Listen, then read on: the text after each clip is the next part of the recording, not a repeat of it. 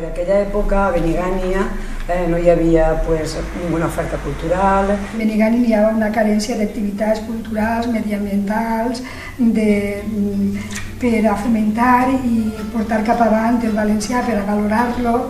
Perquè no hi havia res. Nosaltres vam aparèixer en una època en què en Benigània l'única resta que quedava, l'únic record que quedava d'un grup de persones interessades en la cultura llengua valenciana era un robot que ja feia anys que havia desaparegut. El valencià estava en les escoles, però a nivell de cartells escrits en el carrer no hi havia res de part de l'Ajuntament. L'activitat que me recordo del Ganxo és el 9 d'octubre. Jo personalment destacaria la neteja del balneari.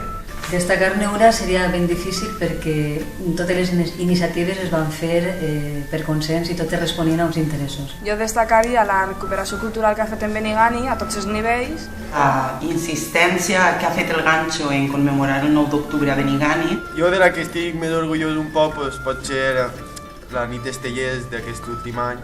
La nit del Ganxo Rock va ser també molt especial per a mi. Jo crec que sens dubte el Ganxo Rock. El Ganxo aporta a Benigània cultura, tradicions. El col·lectiu cultural, el Ganxo el que aporta és identitat. Porta un aire fresc de cultura. Bé, jo crec que aporta un compromís per la cultura i una mostra de treball col·lectiu de llarg recorregut.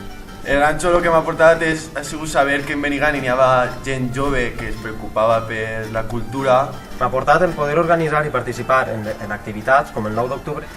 El Ganxo m'ha portat entreteniment i compromís i reafirmar-me en aquest compromís en unes idees. A nivell personal, molt, perquè el fet d'estar en un grup sempre és molt interessant. Els col·lectius culturals com el Ganxo tenen molt de futur i són molt necessaris. El futur del Ganxo? Jo crec que bé. El futur del Ganxo depèn molt de la gent que està ahí treballant-se des de la base. Bueno, el futur, després de 18 anys, imagine que esperançador. Veig un futur molt il·lusionant. El futur esplèndid. El Ganxo té un futur molt pròsper. El veig molt bé i per una simple raó, i és perquè sou gent molt competent.